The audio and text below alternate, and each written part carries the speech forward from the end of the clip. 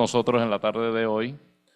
En la tarde de hoy estamos celebrando la segunda de las conferencias, charlas magistrales correspondientes a la medalla Francisco Luis Porrata Doria, que como saben es el máximo galardón a la excelencia en el diseño que otorga la escuela.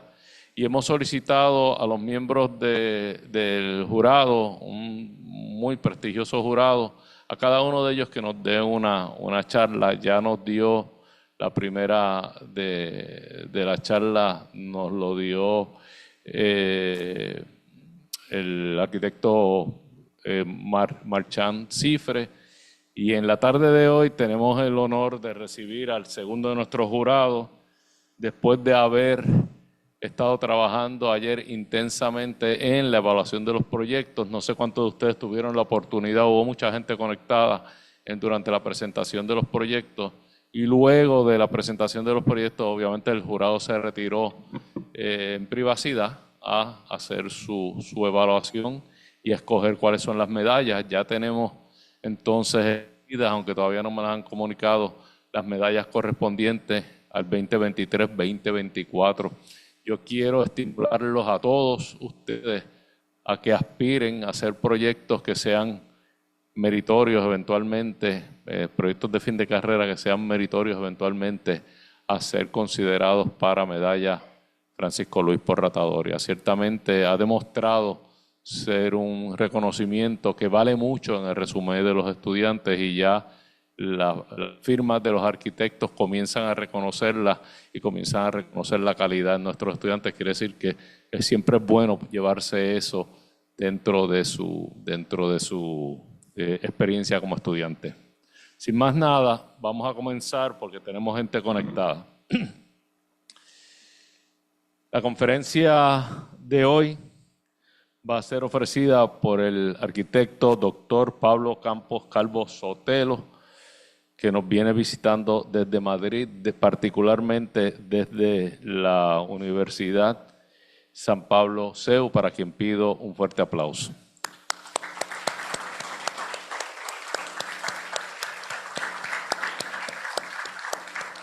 Agradecerle que ha sacado de su tiempo para compartir con nosotros estos días y para venir a conocer nuestra escuela.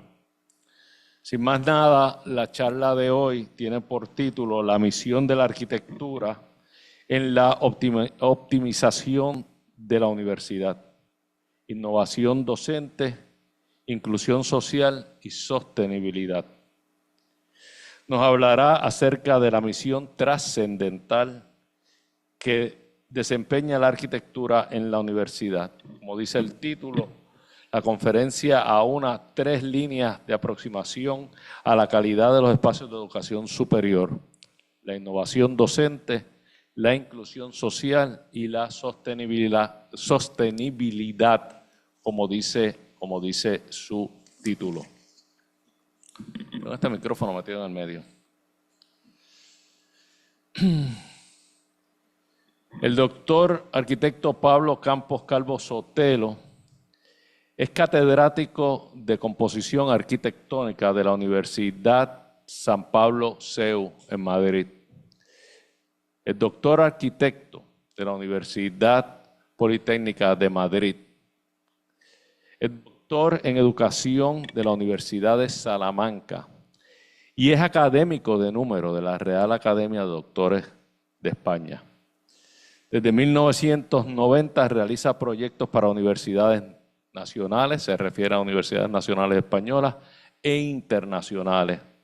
Son varias, pero menciono entre ellas Cartagena, La Laguna, Alcalá, Campus Juan. En fin, es autor del concepto de campus didáctico para la innovación de la universidad. Ha asesorado al Ministerio de Educación en campus de excelencia internacional. Pertenece al grupo de expertos Home Renaissance Foundation de las Naciones Unidas.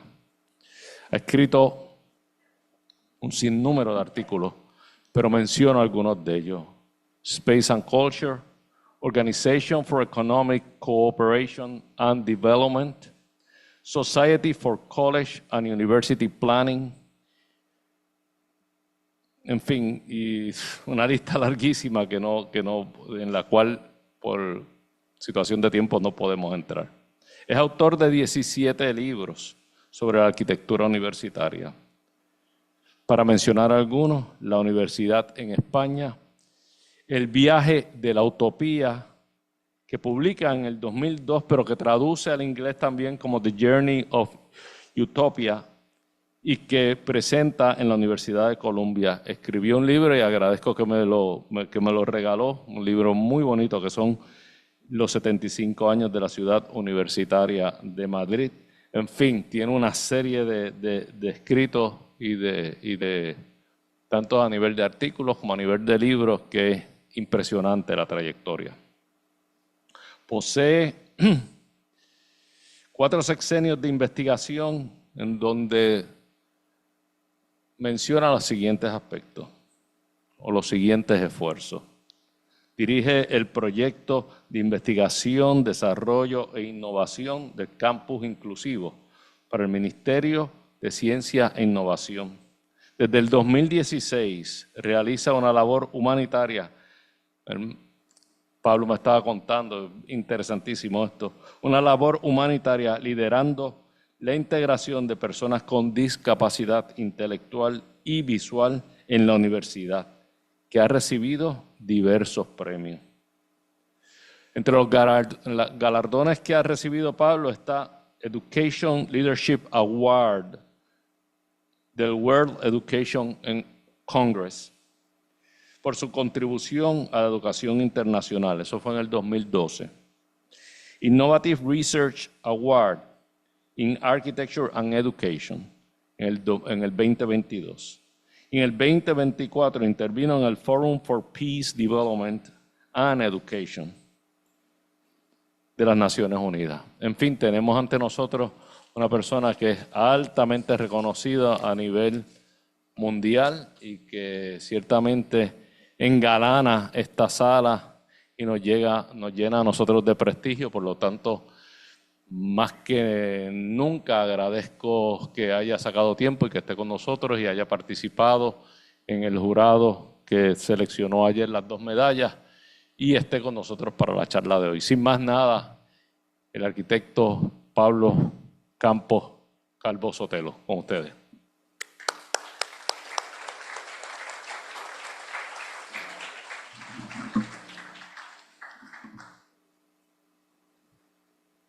Bueno, buenas tardes aquí, buenas noches en Madrid. Por si hay alguno compañero o alumno conectado, espero que haya alumnos conectados porque estamos en periodo de y hay evaluación pronto.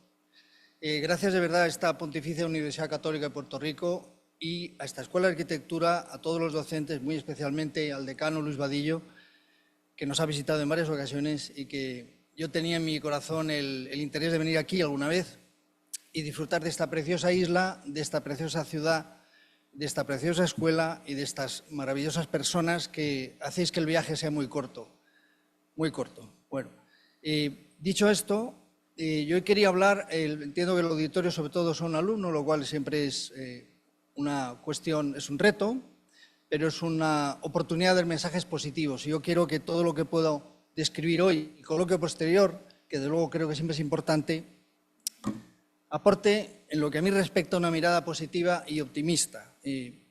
Como bien ha introducido y excesivamente generosamente el decano, llevo 35 años dedicándome a todo esto que significa la arquitectura de la universidad, donde se aúna la arquitectura y la educación, ¿no? Y quiero lanzar un mensaje positivo, porque cuando uno dedica tiempo y pasión y esfuerzo a aquello que hace, como todos vosotros, tarde o temprano llegan los resultados. Tarde o temprano. La vida nos dirige hacia determinados itinerarios durante la carrera, al acabar la carrera, en la vida profesional. Hay que dejarse llevar un poco, pero también poner pasión en aquello que se hace. Yo hace muchos años descubrí, o llegó a mí, este maravilloso mundo de los campus. Y creo que mi único mérito es que supe aprovechar la oportunidad y supe ver que era un mundo extraordinario. 35 años. Todavía me considero hasta cierto punto un ignorante. Todos los días aprendo. Esta misma mañana he estado aprendiendo, visitando 2 campus aquí en Ponce y hablando con compañeros profesores. Siempre se aprende, si se quiere. Eso es más o menos el espíritu de esta conferencia de esta tarde. Bueno, lo siguiente que quiero decir y principal es que todo mi trabajo y la arquitectura en general solo se entiende cuando se habla de personas. El centro de gravedad de la arquitectura es el ser humano.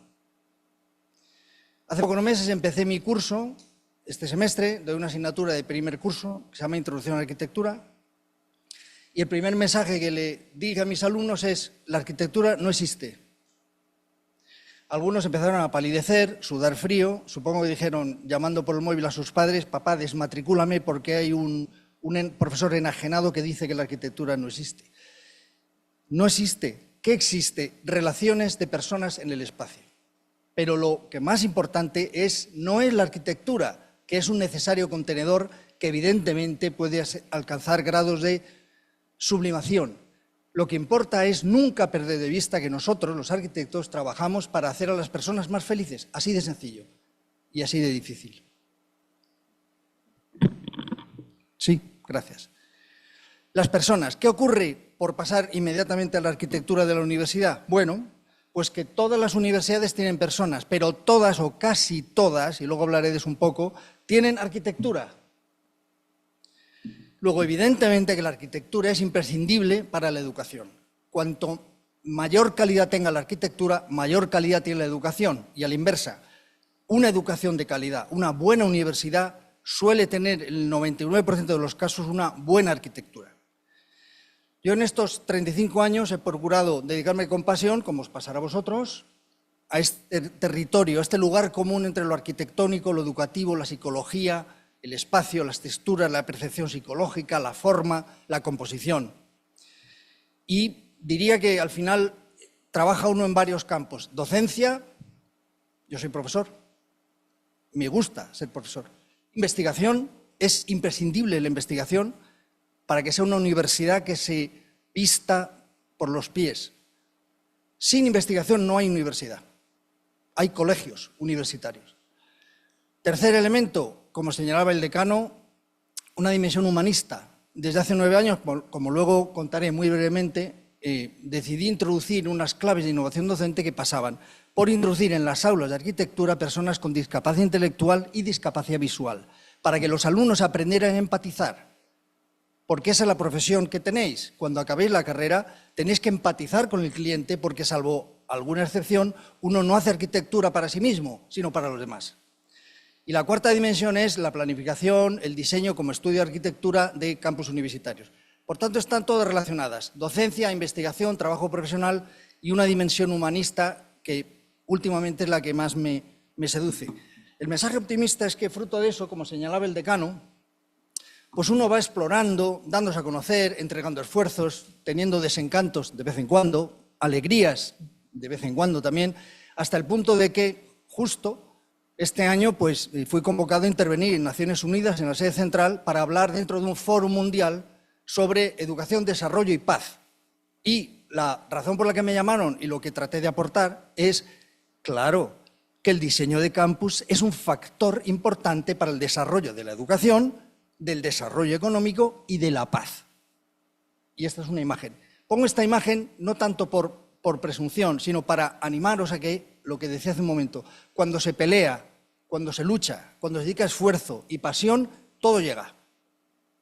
Porque todo al final vuelve a la sociedad. La sociedad os da una formación en una escuela que es esta, en la mía, en tantísimas universidades.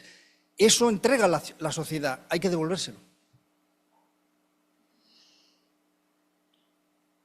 Por tanto, voy a hablar en esta intervención que espero luego sea continuada con algunas preguntas, algún tipo de diálogo, de 3 aspectos fundamentales que son estos que aparecen en la pantalla. Y al final, como no, me parecía que era de obligada cuestión el dar alguna pequeña recomendación, consejo o animar a esta preciosa universidad, la PCUPR, de cara a su futuro. Bueno, el primer aspecto es sobre innovación e innovación docente. Se va cambiando. ¿Cómo era la universidad hace 30 años? Completamente distinta. Cambian los formatos pedagógicos, cambian las personas. Algunos de los que estáis aquí sentados como alumnos, mañana estaréis sentados como docentes o utilizando este micrófono. Cambian los modelos de enseñanza-aprendizaje. cambian los espacios, cambia la relación con la sociedad, es cambiante. Por tanto, la innovación es un nutriente, es un alma mater de la universidad, igual que lo es la investigación, la innovación docente. Arriba hay una imagen de un quirófano, por decirlo de alguna manera suave, un quirófano del siglo XVI. Abajo hay un aula de un grabado de una universidad, que como sabéis nacieron en la Edad Media, de una universidad. Si trajéramos a un médico de la Edad Media y lo introdujéramos en un quirófano actual como este, no saldría de su asombro. No saldría de su asombro. Pero si cogiéramos a un profesor del siglo XVI y lo trajéramos a un aula actual, diría, ¿qué habéis estado haciendo 500 años? ¿Dónde está la innovación? Por tanto, yo creo que en la universidad, eso es obligación de los profesores, pero siempre con la colaboración de los alumnos, hay que innovar, hay que explorar nuevas modalidades innovadoras de enseñanza-aprendizaje, para que no sea una transmisión unidireccional del conocimiento, para que un receptor pasivo, vosotros, se supone que lo adquirís, se supone que lo reproducís en un examen y hasta que tenéis el título de arquitecto. Esto ya no funciona, esto no es así. Es algo mucho más interactivo, el aprendizaje está centrado en el alumno, etcétera, etcétera. Dentro de esa visión de la innovación resulta que la arquitectura, el espacio, influye mucho, porque si la arquitectura está correctamente diseñada, es un factor que añade valor a la formación, es decir, educa por sí mismo. Es este concepto que mencionaba el decano que alumbramos hace unos años del campus didáctico, el campus que enseña, que la primera lección que recibe un estudiante, la primera, cuando entra en un campus, tendría que ser el propio campus. Pero el espacio universitario se maneja a varias escalas. La primera, la relación universidad-ciudad. Esta es una imagen de Coimbra y una alumna que descubría una escalera aprendiendo de la ciudad, dibujando. Por tanto, la ciudad tiene un papel formativo. Hay universidades que están segregadas de la ciudad. Bien, responden a otro modelo. Pero hay universidades que están integradas. Aquí estamos en un lugar absolutamente integrado, en el casco histórico de Ponce. La ciudad tiene un potencial formativo. Esto es otro ejemplo. En la Universidad de Cagliari, en Italia, resulta que han creado una isola dei musei, es decir, una especie de conjunto de museos varios donde hay museos que pertenecen a distintas administraciones y también la universidad tiene su propio museo. Entonces se produce una sinergia universidad-ciudad. Esto es una imagen, y mi mujer es profesora de moda en Madrid, en otra universidad. Estamos en universidades distintas como corresponde, luego ya en casa ya estamos más próximos uno a otro. Hacen estas experiencias que son interesantísimas de innovación docente. Eligen ubicaciones de alto valor patrimonial de Madrid y hacen pasarelas de desfiles de alumnos. Es decir, esto que veis es una de ellas, con el Palacio Real al fondo, donde la universidad sale a la calle y sale en escenarios privilegiados como este para mostrar el trabajo de los alumnos. No son pasarelas profesionales, son pasarelas académicas. Otro elemento importante de esta escala de ciudad, la segunda escala donde se ocurre la universidad es la escala del recinto universitario, mal llamado campus tantas veces. Si luego hay ocasión, no quiero entretenerme, puedo explicar. Un campus es un modelo universitario,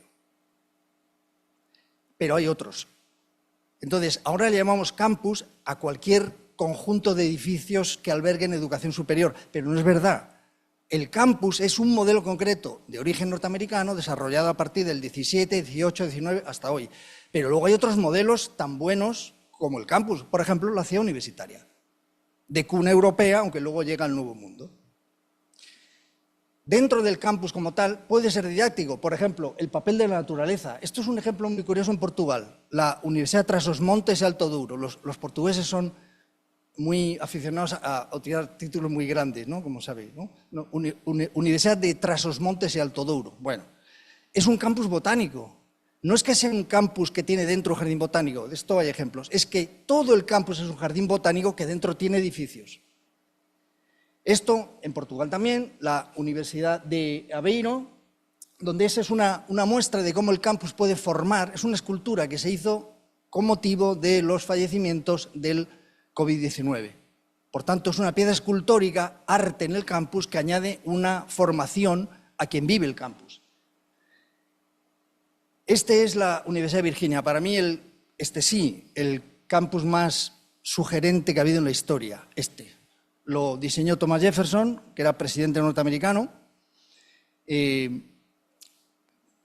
parece que no ha vuelto a haber ningún arquitecto presidente norteamericano, ni creo que lo haya. No sé si Donald Trump tiene estudios de arquitectura, pero no es normal. En España tampoco hemos tenido nunca un presidente, no es en Puerto Rico, nunca hemos tenido un presidente de gobierno arquitecto. Pero mientras era presidente, lo más importante de esto, bromas al margen, es que el mayor orgullo que él tiene, y está en su epitafio, que está en la ciudad, esto es Charlottesville, en Virginia, es que dice que fue diseñador de la Universidad de Virginia, y no dice nada de que fuera presidente de los Estados Unidos. Bueno, este campus es perfectamente didáctico. ¿Por qué? Mirad, ¿qué es lo más importante en un campus? El espacio libre. No los edificios. El espacio libre. Esto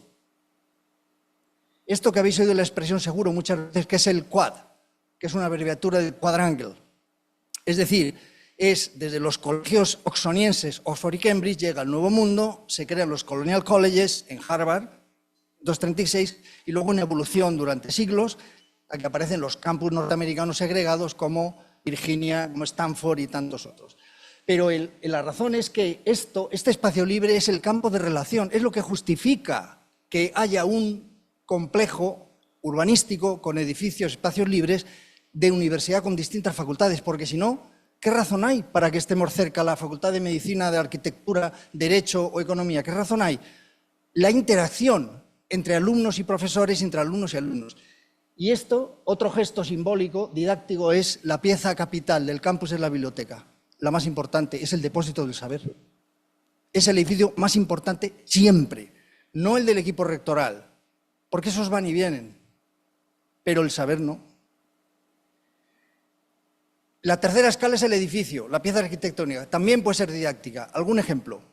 Esto es el Beca City. Beca City es la Escuela de Arquitectura de la Universidad en Holanda, la TU Delft, la Universidad Tecnológica de Holanda. Un diseño curioso es que cuando uno pasa de la zona de aulas... Cuando uno pasa de la zona de aulas, por ejemplo, algo tan cotidiano como el comedor, tiene que atravesar este pasillo. Y este es el taller de proyectos, como este que tenéis aquí, solo que este es muy grande y a varios niveles. Es decir, que cualquier usuario del campus, cualquier visitante, tiene necesariamente que pasar a través de la zona donde se están trabajando los proyectos del futuro. Otro ejemplo, el Educatorium, en Utrecht, que es un proyecto de Rem Koolhaas, donde aparece la expresión multifuncional. Este edificio es muy importante, el Educatorium, porque fue el primero donde aglutina todas las funciones en un contenedor, pero les da un carácter moderno. Es un edificio regido por los alumnos, básicamente, no regido por los docentes ni por el cuerpo directivo de la universidad. Qué decir, ¿no? Una de las piezas más icónicas de la historia de la arquitectura en general y desde luego de la universitaria, ¿no? Alvar Aalto y el campus de Otaniemi. Este es un icono en el campus, un icono real, como la cúpula de Brunelleschi en Florencia. Cuando uno va allí se da cuenta de que es el que domina, es el leitmotiv, es el símbolo de la universidad, pero además un ejemplo de vanguardia arquitectónica como pocos. Y la última escala, relación con la ciudad, campus, edificio, y la última escala es el aula, que es quizá la célula formativa de mayor intensidad. Hay muchos formatos de aula. Este que estamos aquí es un aula de momento convencional, pero es un aula flexible, porque si quisiéramos modificar el formato, hoy, lo siento, hoy es lección que se llama magistral, y por tanto es una ocasión especial, pero si cambiáramos el formato pedagógico, podríamos fácilmente alterar la distribución, la organización de personas en el espacio. Por tanto, cambiaría el espacio porque cambia el modelo. En este caso concreto es una aula en Vigo, muy flexible, muy abierta, muy diferente, hecha por Miralles, ¿no? Por uno de los grandes nombres de la arquitectura española de los últimos años. De hecho, fue su último edificio, murió mientras se estaba construyendo este edificio. Otro aula, bueno, la transparencia. Esto es un aula en la Universidad de Nottingham-Trent, en Reino Unido. Creo que ya todos estáis bastante acostumbrados a las aulas transparentes. Yo soy partidario de las aulas transparentes, aunque es verdad que tiene algún que otro inconveniente, pero soy partidario por una razón muy sencilla. ¿Qué hay que ocultar? ¿Qué hay que ocultar? Conste que mis aulas en mi universidad son bastante opacas y cerradas. Pero, ¿qué es eso, diciéndolo en broma, qué es eso tan sucio que hacemos dentro del aula que nadie lo puede ver? Pero si es al contrario, si es un espectáculo maravilloso la educación, pues proyéctalo al exterior. Aquí no sé cuáles son las calles principales en San Juan comerciales, pero en Madrid, si vais, que estáis todos invitadísimos, las calles más principales, la Quinta Avenida en Nueva York, es una secuencia de escaparates transparentes. ¿Alguien se concibe ver una tienda de Gucci con la fachada cerrada? Bueno, la educación tiene que ser así, transparente. Desde fuera se ve lo que pasa dentro y desde dentro se ve lo que pasa afuera. Aulas especiales, esta es la Pompeu Fabra en Barcelona. Esta es un aula donde le llaman la sala Tapies. Solamente hay una escultura de Tapies, una pintura de Tapies, nada más, de un pintor. ¿Para qué sirve? Para ir allí, sentarse, reflexionar, pensar, aprender de otra manera otras cosas. O esta es en Stanford, que cuesta poco dinero. Stanford es de las universidades más pioneras en innovación docente. Y me enseñó en este aula, el Wallenberg Hall, porque tiene 3 pantallas. Y me decían, la innovación docente consiste en que el profesor prepara su clase y utiliza 3 pantallas, pero no acumulativas, sino que tiene 3 contenidos, de manera que el alumno que las ve tiene que activamente conectarlos. ¿Entendéis?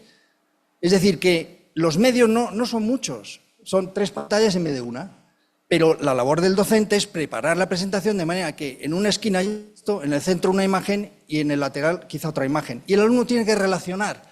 Por tanto, no es una transmisión pasiva, es una transmisión activa del conocimiento. Bueno, el segundo bloque es la inclusión social. Me parece que la inclusión social es una obligación moral, y más quienes estamos en la universidad.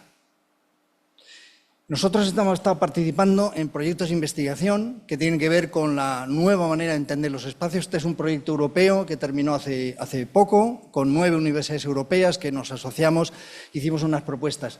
Pero este es, como señalaba el decano anteriormente, el que estamos ahora mismo terminando. Es un proyecto para el Ministerio de Ciencia español, que se llama Campus Inclusivos. Básicamente, ¿en qué consiste? En que nosotros preguntamos a personas con discapacidad intelectual, síndrome de Down, Asperger, autismo, etcétera, qué sentimientos le producen según qué tipologías espaciales, tanto en la escala de campus, de edificio y de aula. ¿Qué sienten en espacios donde hay colores claros, colores oscuros, luz natural, mobiliario de una manera? ¿Qué sienten cuando el campus exterior tiene piezas de arte o no tiene, espacios libres, bancos? Es decir, unas 460 preguntas. Y se la hemos pasado a más de 400 chicos en toda España. ¿Para qué? Para aprender de ellos. Ellos tienen el cociente intelectual, que no sé muy bien lo que significa eso, distinto al nuestro, pero tienen una sensibilidad a flor de piel. Entonces, ¿por qué no aprendemos de su sensibilidad para que nosotros podamos diseñar campus mañana mejores para todos, para cualquiera de nosotros? Son las experiencias que hemos estado haciendo durante 9 años en las aulas de arquitectura. Los alumnos, mis alumnos, se sientan con personas con discapacidad intelectual o visual y tienen que diseñar conjuntamente en un ejercicio de proyecto, pues un edificio de aulas o un campus, en fin, un trabajo académico, por así decir. Pero tienen que hablar con ellos y entender que esas preferencias, y al entenderles empatizan, y al empatizar se dan cuenta de que hacer arquitectura no puede ser más que pensando en la persona destinataria, no en uno mismo, o no solamente en uno mismo. Estos son imágenes, también esto tenía mucho eco en España porque es un tema, felizmente, que despierta mucho interés social, ¿no? ¿Cómo se puede...? Esto no es una ONG, ¿eh? No es una ONG. Es que aquí están trabajando con nosotros. Nos están ayudando a nosotros, estas personas. Y entonces ha tenido mucho eco, programas de televisión española, Radio Nacional, periódicos, es decir, no solamente medios académicos.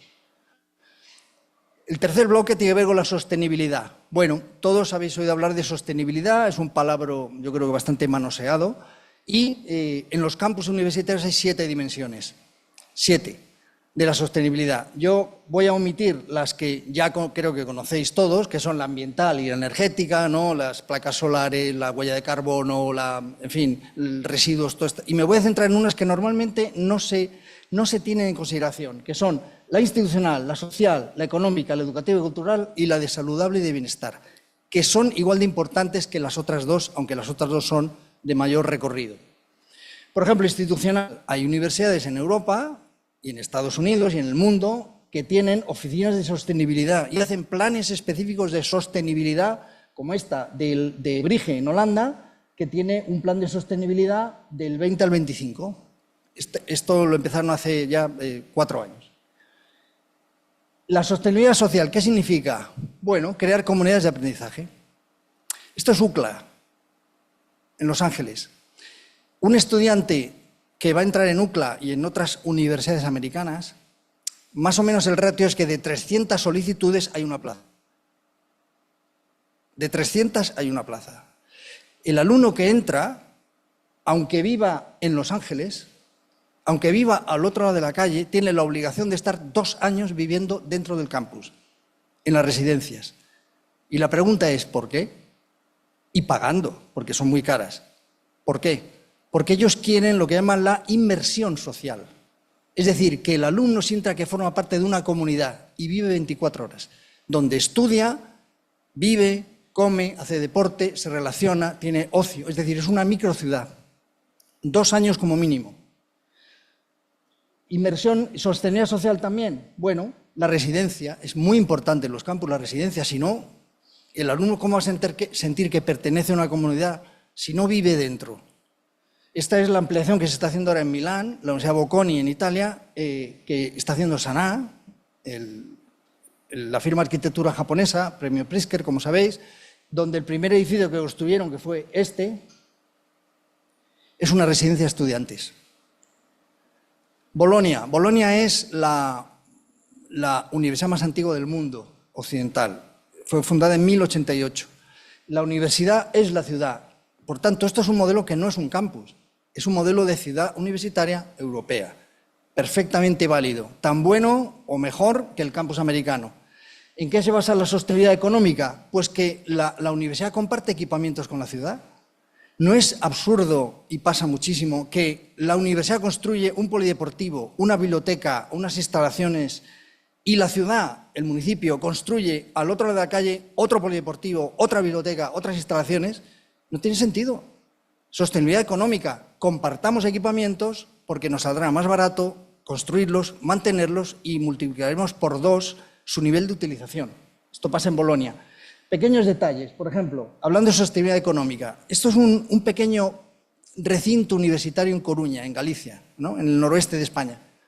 Mirad, esta era una imagen hay 3 piezas escolares en la ciudad y había una valla aquí, donde está esta línea roja. Una operación tan barata, digo porque transformar en positivo, optimizar la universidad, a veces no es una cuestión de presupuesto, es una cuestión de creatividad. Simplemente derribaron la valla. ¿Qué ocurrió? Que se permeabilizó la relación física entre la ciudad y la universidad y viceversa. Por tanto, el espacio lo disfrutaban ciudadanos y universitarios. Por tanto, se produce un mejor aprovechamiento de los recursos, aunque sea un pequeño ejemplo. Esto, hablando de sostenibilidad económica, claro, la adaptación al clima. Aquí tenéis un clima singular, vamos a decir, singular, pero es el que es. Entonces, la arquitectura sabia, bioclimática, tiene que adaptarse a las condiciones climáticas, esto en cualquier lugar del mundo. Por tanto, se produce un ahorro energético, en fin, sostenibilidad, el planeta, la economía. Bien, esto es un pequeño ejemplo de lo que se debe hacer y de lo que no se debe hacer. Este es un caso en Angola, que tiene un clima parecido a este, por cierto, donde estoy ahora trabajando en un proyecto que luego mencionaré, de cómo se hacía una arquitectura muy digna y muy económica en los años 50, 60, eso es un edificio universitario, con una fachada de celosía para que hubiera circulación de aire, ¿no? Y esto es un proyecto que se ha hecho hace 4 años, todo acristalado y cerrado, el gasto energético diario es salvaje. Por tanto, la sostenibilidad económica también depende de quienes hacemos arquitectura, que seamos capaces de introducir arquitectura inteligente. Sociedad educativa y cultural. Bueno, toda universidad tiene que formar parte del contexto en el que se encuentra. Salamanca es ejemplar, fundada en 1218, acaba de cumplir 800 años. Entonces, la ciudad, ¿dónde empieza la universidad en Salamanca y dónde termina y empieza la ciudad? No se puede saber, están superpuestas. Es una misma identidad, patrimonio de la humanidad de la UNESCO. El patrimonio. Bueno, este es un ejemplo que a mí, os invito a ir a Madrid a conocerlo porque me tiene desde hace muchos años cautivado, que es la Ciudad Universitaria de Madrid, de la que luego dejaré para esta biblioteca un libro al que tengo mucho cariño. Este proyecto es del año 1927, va a cumplir 100 años. Este proyecto se hizo en Madrid, en las afueras de Madrid, sobre 3 millones de metros cuadrados de suelo, un campus grande, pero fue el primer campus en toda Europa que se hizo siguiendo el modelo norteamericano. Este sí. Fue la primera vez que, después de que el modelo del campus norteamericano se generara, se desarrollara y cristalizase, volvió a Europa, volvió a la cuna de las universidades. Por eso es un proyecto tan extraordinario, porque fue el primer caso de campus a la americana que se implantó en toda Europa. Y esto es un ejemplo de arquitecturas contemporáneas, de universidades, esto en Suecia, el Instituto Karolinska, un edificio icónico, emblemático, moderno, costosísimo de construir, pero que funciona como un constructor de paisaje urbano. Es decir, es un elemento que llama la atención en la ciudad de Estocolmo. Es decir, que la universidad da un paso adelante en su vanguardia arquitectónica para dejar testimonio. Y también la forma arquitectónica, con estos espacios que tenéis aquí, esto es la biblioteca de Delft, la propia forma arquitectónica induce comportamientos. Esto es una biblioteca circular, como veis, induce comportamientos. La arquitectura es capaz de moldear las actitudes. La sostenibilidad educativa y cultural, bueno, las universidades debieran dar testimonio de su cultura. México es un ejemplo sobresaliente, patrimonio de la humanidad de la UNESCO también. La biblioteca del campus de la UNAM es en sí mismo un manifiesto cultural de las culturas precolombinas. Por tanto, es la universidad la que está lanzando un mensaje formativo.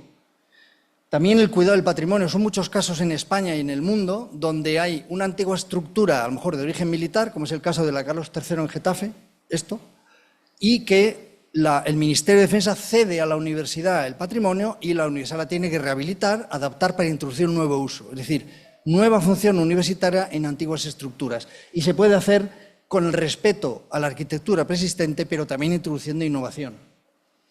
O la sostenibilidad educativa. El propio edificio puede formar, puede enseñar. Mira, esto es un ejemplo de mi Escuela Politécnica Superior, del CEU, en Madrid.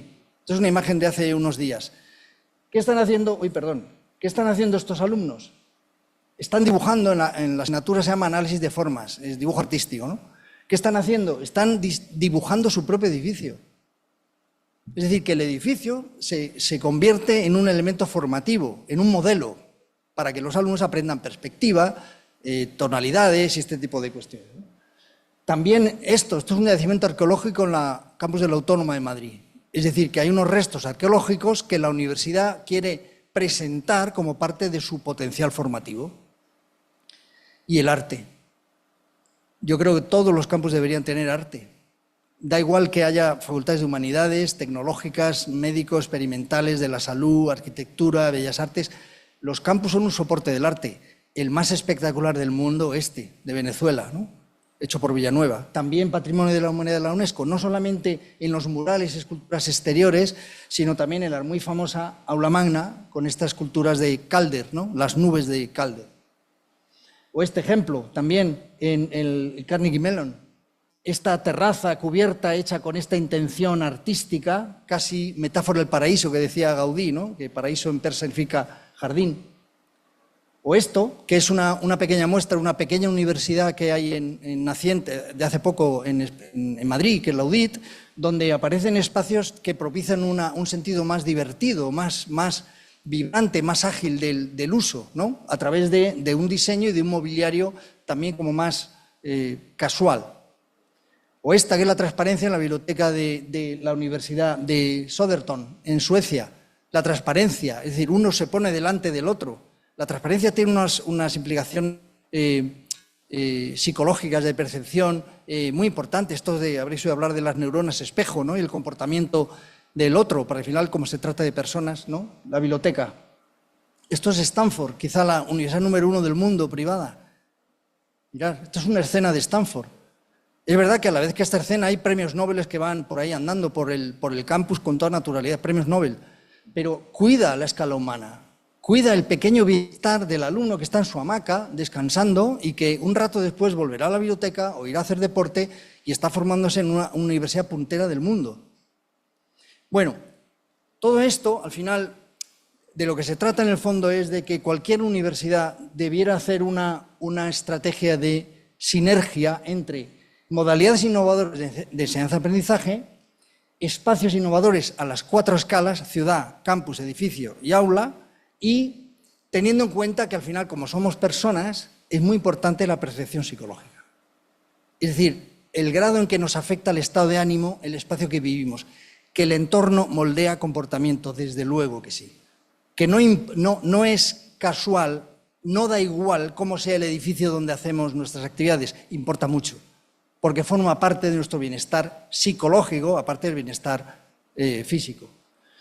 Entonces, estas son unas imágenes que pongo, hicimos un listado para el Ministerio de Educación Español hace unos años, de modalidades de enseñanza-aprendizaje y espacios asociados, y salían más de 24.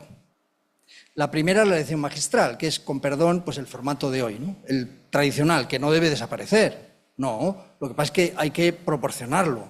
Y luego hay muchísimas otras tipos de enseñanza que tienen que tener sus espacios ad hoc. Bueno, unas reflexiones finales.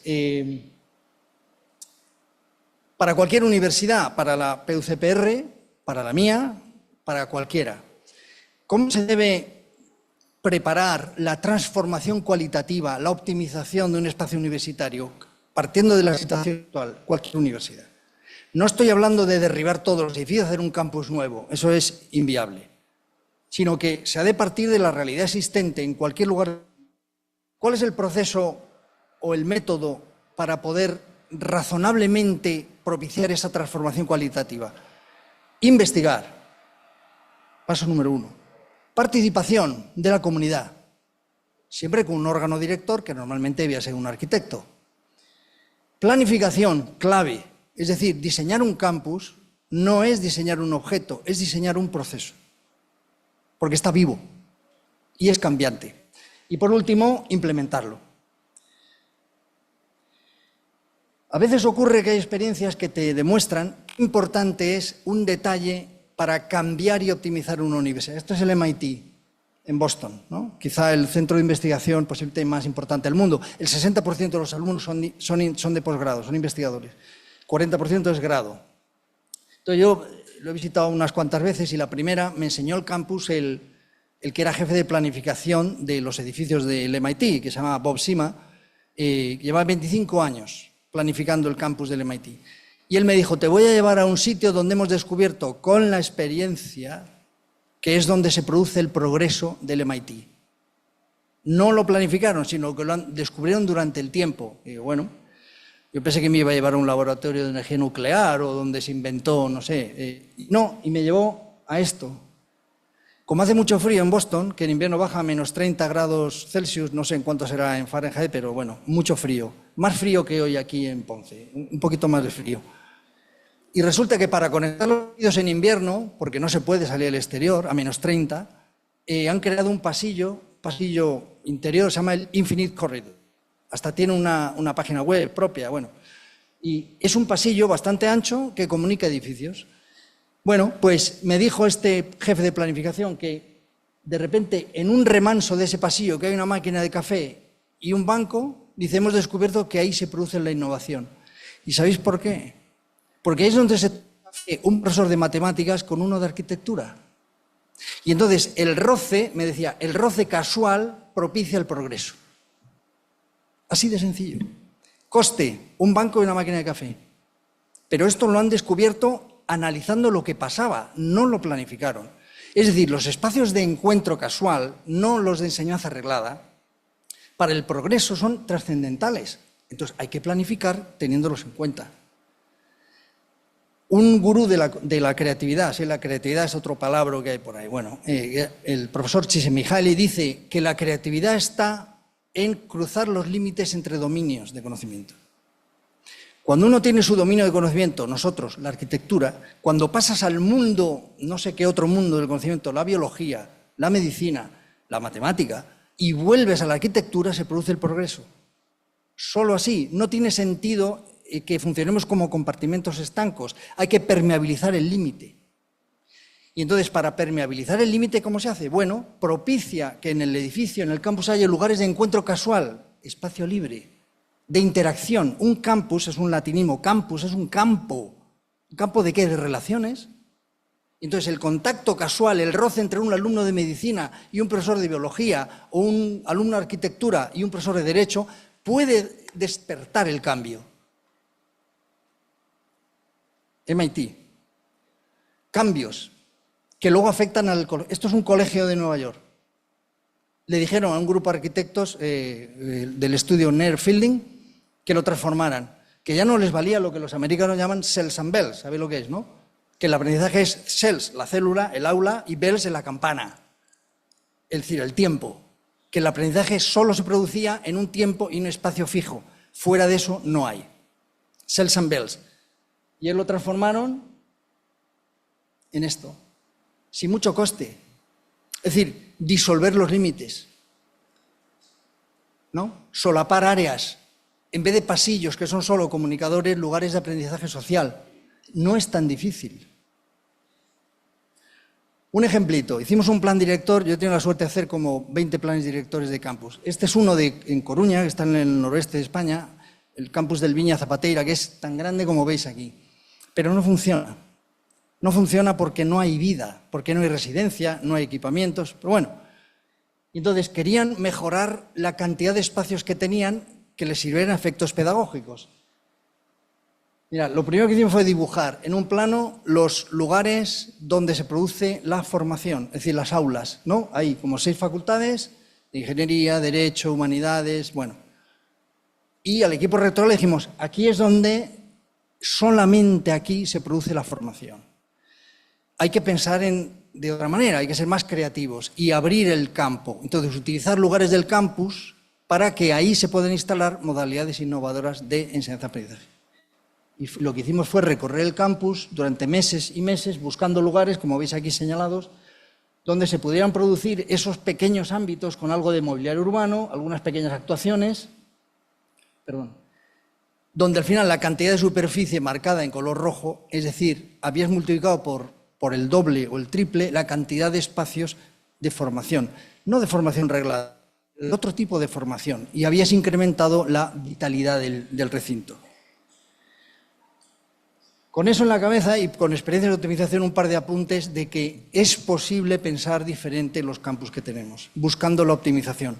Este es un ejemplo que antes mencionaba el decano. Este es un proyecto que hicimos en Ecuador, de la Universidad Nacional de Educación, la UNAE, en colaboración con TIPSA, de un proyecto que tenía este gesto, ¿no? Está cerca de Azogues y Cuenca, en una zona muy bonita de Ecuador, este gesto de embracement, ¿no? de la arquitectura que protege, pero es una zona muy delicada, socialmente muy deprimida esta de Ecuador.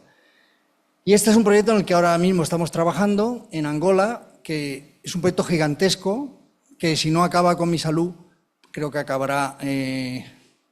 acabaremos celebrándolo porque es muy complicado. Llevamos 3 años, es muy complicado. Bueno, estas son unas imágenes del proyecto, de una pequeña 3D. Esto ya no es así exactamente, está cambiando día a día. O sea, yo llevo hecho 4 proyectos ya, porque digamos que ahí la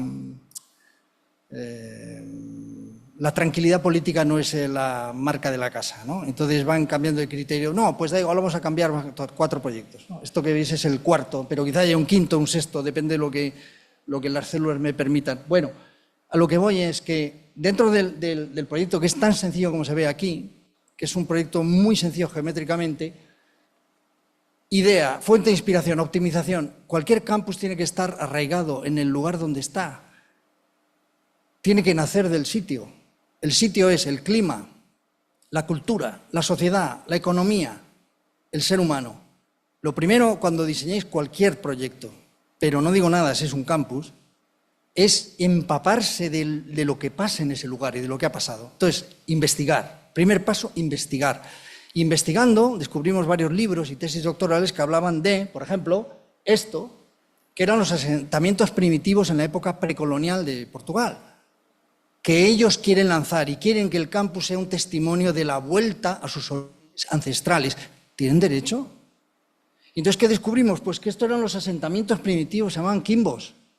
Y entonces el jefe de la tribu se situaba en el centro y tenía una sencilla estructura radioconcéntrica. Esto es un asentamiento humano.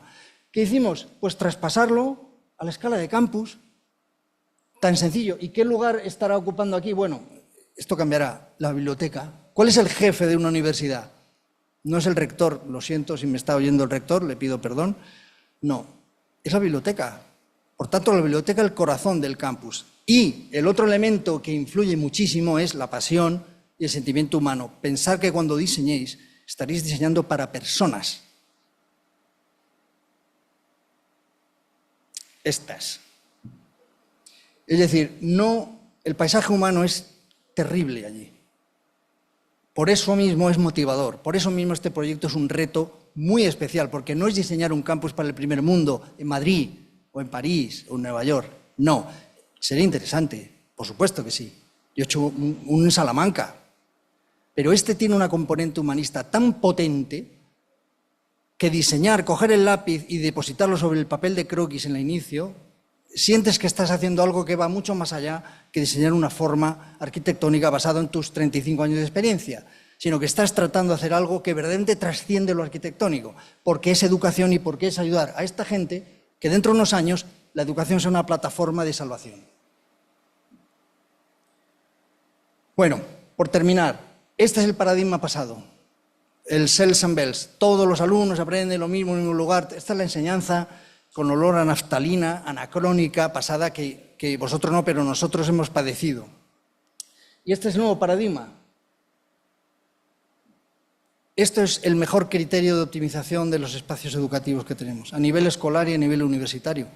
Hay muchos lugares en este edificio, en la ciudad, en las aulas, en los espacios aparentemente marginales que tienen un potencial formativo.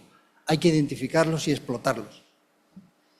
Por eso yo creo que esta maravillosa universidad, que veo que está haciendo cosas con bastante buen criterio, no quería desaprovechar la ocasión para lanzarle un mensaje muy optimista de cara al futuro, como los que lanzo siempre, con la convicción de que cuando uno diseña espacios educativos, está uno diseñando algo que va más allá de un objeto bello o aparentemente bello, la educación.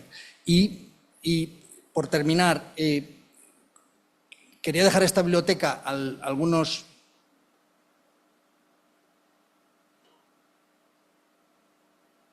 pequeños documentos que lo voy a entregar al decano con vuestro permiso. Uno es un libro en formato digital sobre todos los campus de Galicia que hicimos hace unos pocos años. Galicia es el noroeste de España, que tiene 3 universidades, pero tiene 14 campus. Y bueno, fue un trabajo de investigación que tuvo un premio en la Universidad de San Pablo da unos premios, se llaman premios Ángel Herrera, un poco como la medalla por rata más o menos en investigación. Este es uno que le entrego al decano. Y bueno, como tuve la suerte de que vino vuestro decano a Madrid hace unos días, y aparte de que él conoce de sobra nuestra Universidad de San Pablo y siempre es bienvenido, también le enseñé la Real Academia de Doctores de España, que es una institución muy prestigiosa, salvo que me admitieron a mí, ahí cayó el prestigio, donde el requisito para entrar es ser doctor. Pero a diferencia de las otras reales academias que hay en España, de medicina, de bellas artes, de farmacia, de jurisprudencia, esta es transversal. Aquí hay 10 áreas de conocimiento, todas: arquitectura, bellas artes, farmacia, teología, ingeniería. Entonces, este fue el discurso de ingreso que yo hice hace unos años, que precisamente para venir aquí está inspirada esta presentación de hoy bastante en que es la contribución de la arquitectura a la formación humana en la universidad. Estos son 2 ejemplares. Y este último es el libro de los 18 ya que tengo la suerte de escribir, al que le tengo más cariño. Tiene 22 años este libro. Cuenta cómo fue ese nacimiento de la ciudad universitaria de Madrid, que fue el primer campus que hubo en toda Europa, siguiendo el modelo norteamericano. Este es un premio que también el libro tuvo un par de premios en España, el Ayuntamiento de Madrid, y el premio en Argentina, premio Vitruvio 2002, porque cuenta en el fondo una historia de utopías. Es decir, la utopía, como último mensaje, no es algo inalcanzable, no.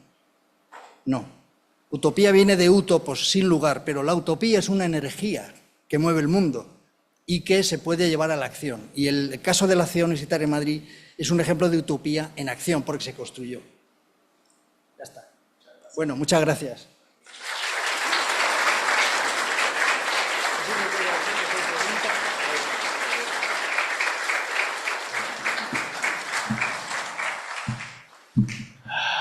Bueno, Pablo, primero, gracias por la generosidad de regalo de los libros y por la generosidad de tu tiempo. Y gracias por una excelente conferencia. Ciertamente muy inspiradora. Yo creo que hay unos profesores aquí que han participado en algunos proyectos que hemos participado, pero hay unos profesores aquí que han participado en algunos proyectos de la Pontificia. Quizás tuviste oportunidad de verlo, el teatro. Tenemos a dos de nuestros profesores, nuestros más distinguidos profesores que participaron en ese proyecto, Jesús Omar y Carlos, y Carlos, que ellos participaron en eso y están participando ahora en el proyecto de la ampliación y remodelación de la Escuela de Derecho, así como participaron también en el de música, que ahora, ¿cómo se llama ahora? Música, sí, pero sí, que lo remodelaron, que quedó fuera. Yo estoy seguro que a ellos en particular les debe de haber resultado bien interesante tu charla. No sé si quisiera abrirlo a preguntas, tanto de las personas que están conectadas como de las personas que están aquí. Y yo tengo una primera pregunta que quiero aprovechar para hacerte, abusar del privilegio que tengo, el monopolio del micrófono ahora mismo. Y me viene a la mente en este siglo XXI, donde el trabajar a distancia se ha convertido en una modalidad tan popular, particularmente después del COVID. Y que hay instituciones que de hecho se han movido fuertemente a los estudios a distancia. ¿Cómo, desde tu perspectiva, entiendes que esto puede afectar de manera negativa la formación del individuo y la creatividad, la innovación, esa serendipia que ocurre cuando uno se encuentra en la fuente de agua o en el café y que desaparece con la distancia, o si estamos moviéndonos a unos espacios digitales y están surgiendo unos campus y unos recintos digitales que tienen unas posibilidades similares a los físicos. Yo quisiera escucharte un poco de eso. Soy absolutamente contrario al campus virtual. Absolutamente contrario al campus virtual. Tengo razones, pero no sé si tengo tiempo para argumentar.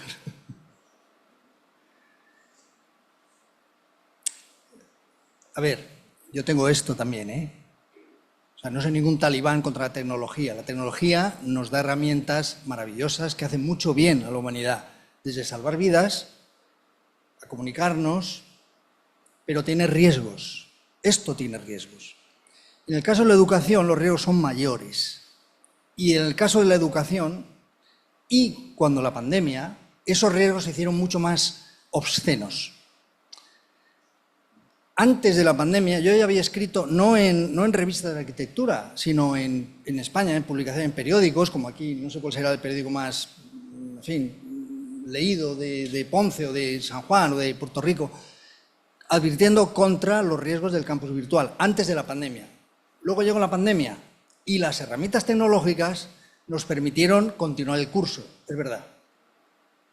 Pero yo escribí un artículo en un periódico español diciendo: cuidado con el riesgo de deshumanización que puede venir el día después, porque habrá un día que esta pesadilla acabará, y acabó, que alguien piense que detrás de las pantallas y el campus virtual hay un cambio de paradigma educativo.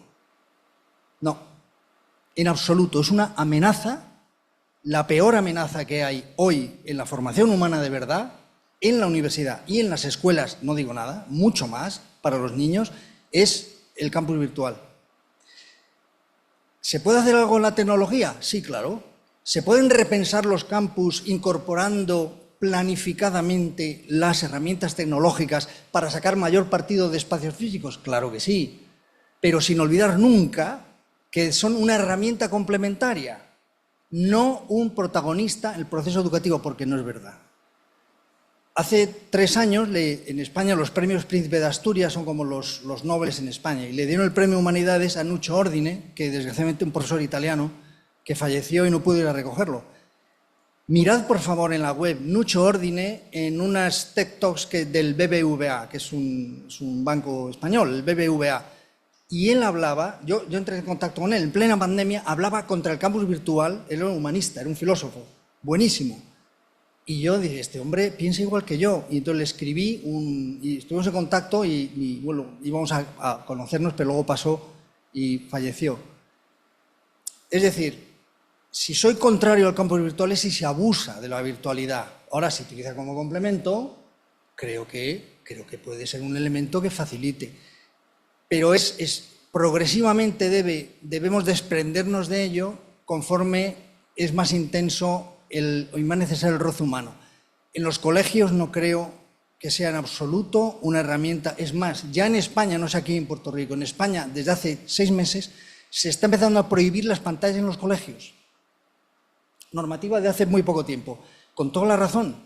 En las universidades no, porque sois adultos, los alumnos son adultos, entonces pueden llevar a entender cómo utilizar correctamente una herramienta tecnológica sin que eso suponga una merma en la relación humana, que forma parte del proceso educativo, como señalaba el decano. Y luego en investigación, hombre, sí, en investigación, si yo colaboro en un artículo con un investigador que está en Tokio, no tiene demasiado sentido el que yo me vaya a Tokio o venga a España, porque eso es más lento, más costoso, de acuerdo.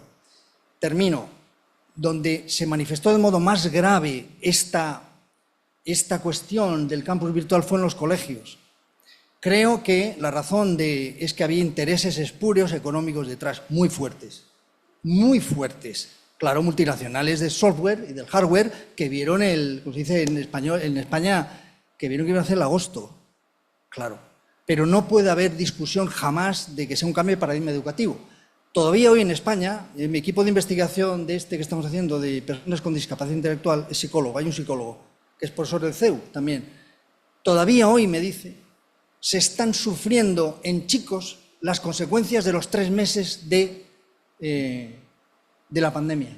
Todavía hoy, 4 años después, el índice de suicidios juveniles se ha incrementado en un 300%. Es decir, no es ninguna broma. El niño en el colegio necesita socializar y en la universidad también, solo que ya al ser más adultos tenemos más mecanismos de defensa. Fin de la argumentación. Sí, no puedo estar más de acuerdo contigo, salvo que los intereses económicos lamentablemente no solamente son externos, son internos también y son nuestros propios. Obviamente hay un factor de retención de matrícula, hay un factor de preferencia muchas veces del estudiantado y hay un factor de preferencia muchas veces de la facultad que se acostumbró a un modo y que fue difícil volver y todavía hay mucha gente que no ha podido regresar. Esos 2 años y medio, 3 años de pandemia, yo di una vez una presentación que le llamé la generación perdida. Es una generación perdida, las generaciones son más cortas, mucho más cortas hoy en día. Y ciertamente hubo personas que nunca han podido suplir la deficiencia de ese periodo en su formación. No sé si alguien más tiene una pregunta. ¿Alguna pregunta, Pedro? Acércate al micrófono. Doctor, gracias por la excelente charla. Mi pregunta va desde el punto de vista de la arquitectura y con relación a este espacio, como usted definió el campus o el recinto universitario como ese espacio principal de interacción que lo contiene la arquitectura, pero es un espacio, digamos, libre. Las escuelas de arquitectura y el alumno de arquitectura es bastante común, ¿verdad?, en el coloquio de nuestra profesión, de que se conforman bastante enajenados. Hay cuentos de distintas universidades que mientras otras facultades están saliendo a disfrutarse de la ciudad, los estudiantes de arquitectura están 24 horas, 7 días a la semana en su colegio, haciendo maquetas, dibujando.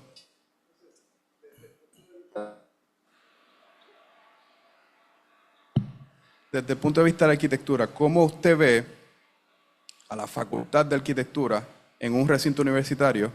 ¿Cómo usted ve que se pueda lograr ese nivel de innovación que usted menciona que es esencial en el proceso educativo? Si la pedagogía arquitectónica o el proceso de enseñanza arquitectónico lleva en ocasiones a que la experiencia educativa no sentido. No sé si he entendido bien. ¿Te refieres a la integración de la Facultad de Arquitectura en el conjunto del recinto o a lo que ocurre dentro de la Facultad de Arquitectura?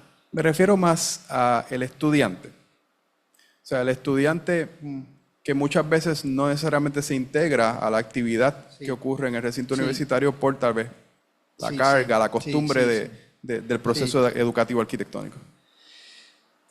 Difícil.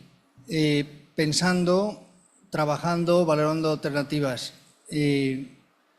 Quizá la palabra clave sea diversión. Diversión. Cuando uno está en un lugar y uno se divierte, apetece de seguir en ese lugar, ¿no? Es divertido, luego continúo. Y uno busca, a mí me gusta mucho buscar el origen etimológico de las palabras, porque descubre unos matices muy ricos, ¿no? Entonces, en el caso de esta cuestión de qué hace un alumno de arquitectura, por ejemplo, con sus horas diarias, en la idea de crear comunidad, de sentimiento de pertenencia, que es muy importante, con la institución, con la escuela, la universidad, etcétera. La diversión viene del latín divertere. Divertere significa dar giro en dirección opuesta. Dar giro en dirección opuesta. Bueno, aplicado a la arquitectura de la universidad, ¿qué significa? Que lo que es divertido es lo que hace que nuestro día a día en un edificio como este cambiemos de actitud y de actividad con frecuencia. Entonces, como ese giro en dirección opuesta se produce la diversión. Como se produce la diversión, uno apetece más de estar y no al terminar tu clase te vas corriendo porque no te divierte seguir allí, porque no hay otra actividad más que la docencia arreglada o el trabajo en los boxes de maquetas o de dibujo, que es como muy intenso, me temo, ¿no? Como en todas las escuelas de arquitectura. Entonces, quizá una de las claves sea pensar qué puede ofrecer el edificio, es decir, la institución a través del edificio a los alumnos para que encuentren alternativas, pausas, cambios en su día a día que hagan un descanso para luego volver a la actividad y que al final que encuentren una razón para quedarse. Por ejemplo, en mi universidad cierra a las 8:30 de la tarde y yo siempre les digo, sería bueno dejar algún tipo de actividad porque si no el edificio que se apaga la luz. Y entonces el edificio te está expulsando a las 8:30 de la tarde.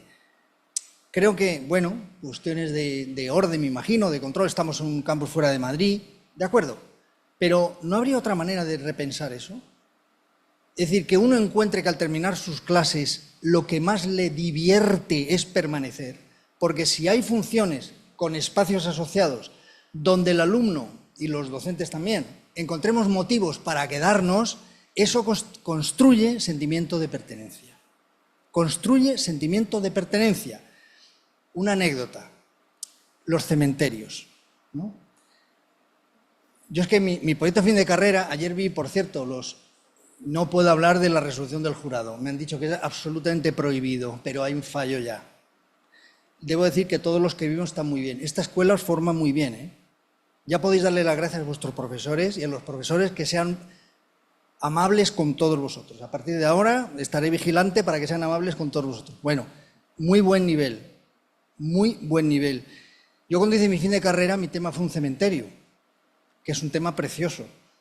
Luego ya la vida me llevó, como se dice, por unos vericuetos y acabé en los campus. Los campus son más divertidos, ¿no? Tienen un poco más de vida que un cementerio, ¿no? Pero digo lo de cementerio, el sentimiento de pertenencia, en por lo menos 3 que yo sepa, o 4 universidades norteamericanas, las más prestigiosas, Virginia, por ejemplo, tiene un cementerio dentro. ¿Sabéis por qué? Porque el exalumno quiere enterrarse allí, porque siente que es su casa. Algo inconcebible. Yo no sé qué tenéis, en el campus no he visto esta mañana un cementerio. Tampoco en mi universidad hay ningún cementerio. Y si lo hubiera, me parece que estaría vacío. Me temo. Pero allí, en Virginia, y son 3 o 4, un cementerio porque es tal el sentimiento de pertenencia que han ido armando a base de acciones de este tipo, que el alumno está tan orgulloso que siente que es su casa con mayúsculas, y quiere estar allí para siempre. No estoy recomendando con esto que el rector de esta universidad construya un cementerio aquí en Po, pero creo que es significativo de esto, que es un tema de fondo bastante importante.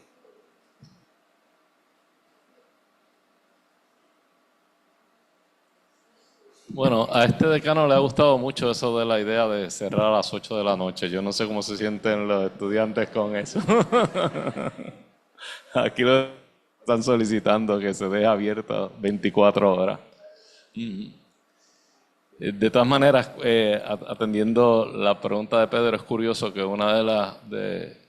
nosotros estar fuera del recinto es a veces elogiado, a veces criticado.